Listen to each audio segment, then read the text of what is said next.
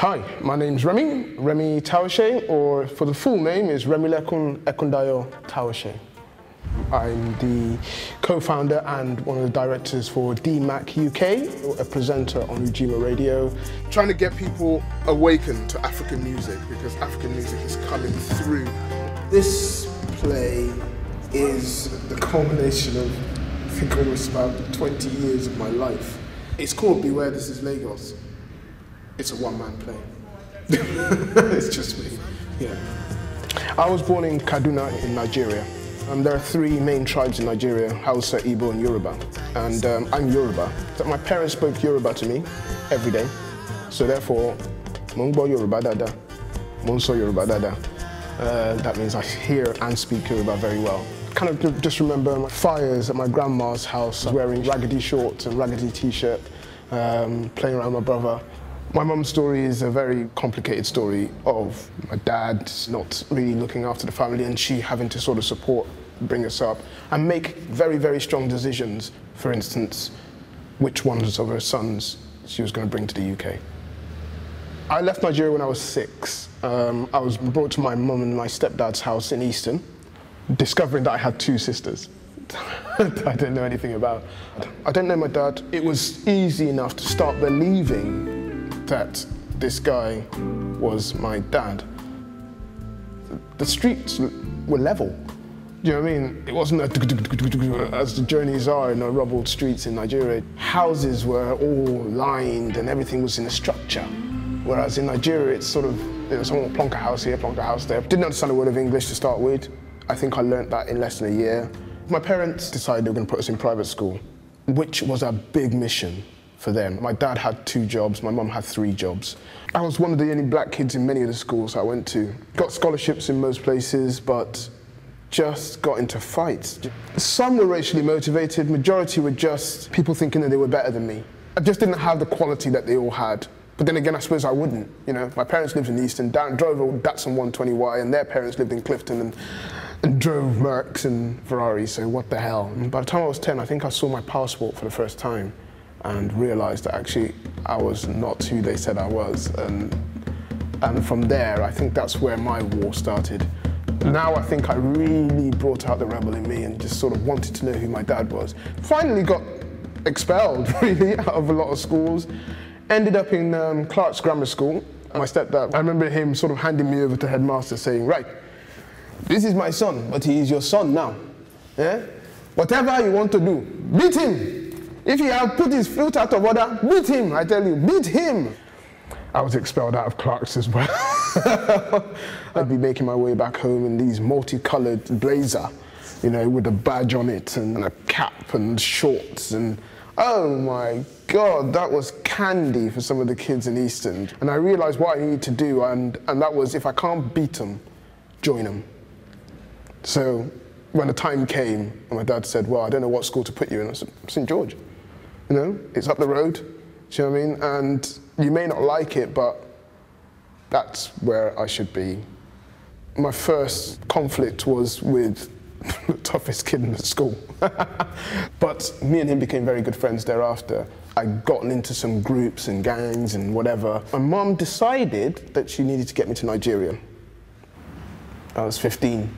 I should have been doing my GCSEs. But it was out of my control. At the end of the day, they had control over what was going to happen to me. A very clear memory of her leaving in a cab without saying goodbye. Mom! Not knowing when she was going to come back. I don't know these people. Obviously, after a certain period of time, I realized she wasn't coming back, and I didn't know whether I was going to come back to the UK. Your mother tells me you have not been behaving, which is why you are here with me. My grandma had the room behind, and we all slept in the parlor.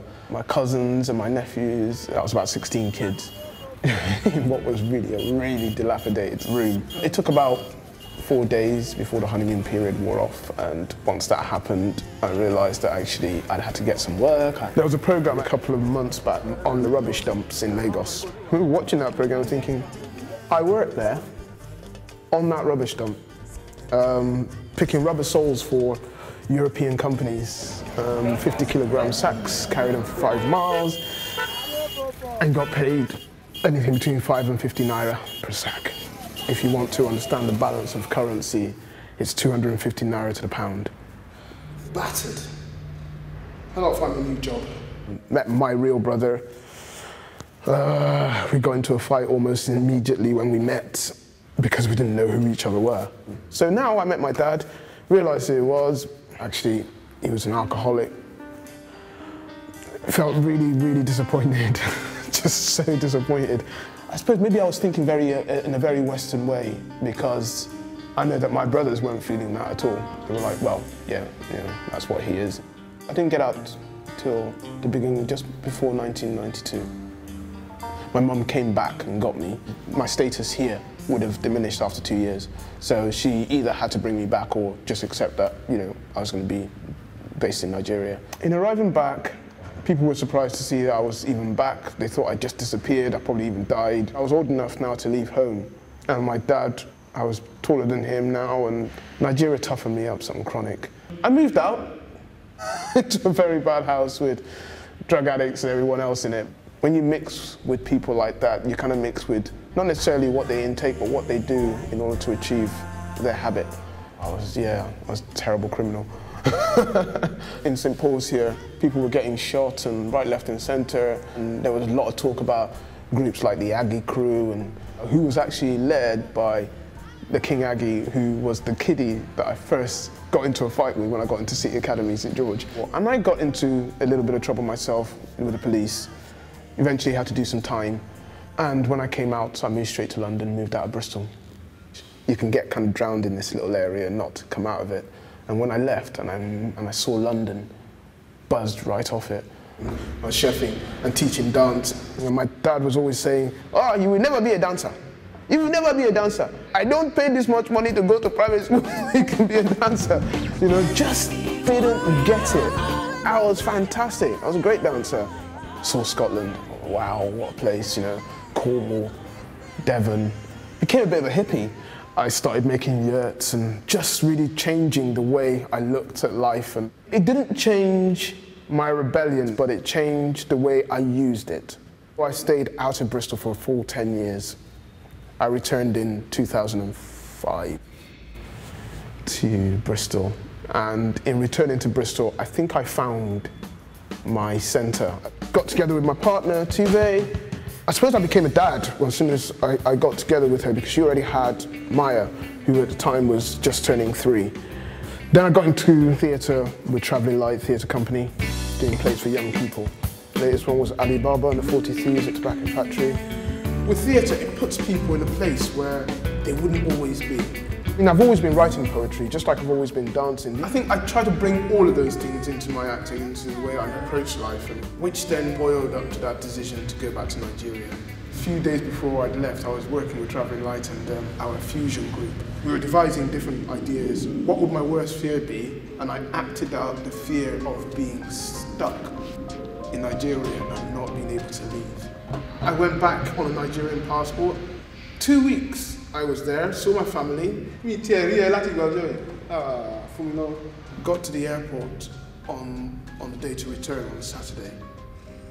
And the guy at the airport just turned around and said, "You are not going anywhere.